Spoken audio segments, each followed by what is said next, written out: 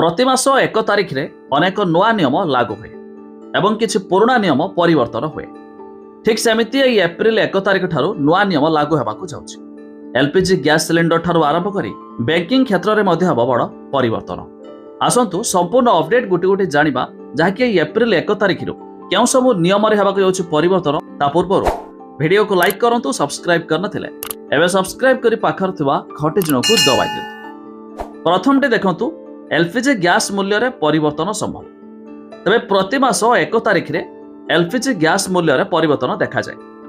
Gas company गुड़िक प्रति मास आरंभ रे एलपीजी सिलिंडर मूल्य समीक्षा करती एवं आवश्यक हेले मूल्य मध्य परिवर्तन करती। तबे एप्रिल 1 रे मध्य एलपीजी गैस मूल्य रे परिवर्तन, जार सीधासलख प्रभाव घरे गैस ग्राहक किंबा व्यावसायिक व्यवहार गैस उपरे पड़े पारे। और द्वितीय रे हेउछि यूपीआई कारबार नियम परिवर्तन हेबो। तबे यूपीआई पेमेंट सेवारे ठकेई रोकिया पई एक नुआ नियम एप्रिल 1 रु कार्यकारी हेबो। भारतीय जातीय पेमेंट निगम डिजिटल इंटेलिजेंस प्लेटफॉर्म रे मोबाइल नंबर प्रत्याहार तालिका व्यवहार करबाकू बैंकिंग गुड़िक निर्देश देछि।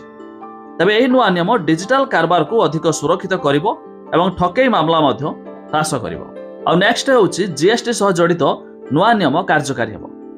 तबे इनपुट टैक्स डिस्ट्रीब्यूटर सिस्टम अर्थात आईएसटी 1 एप्रिल 2025 रु कार्यकारी हेबो।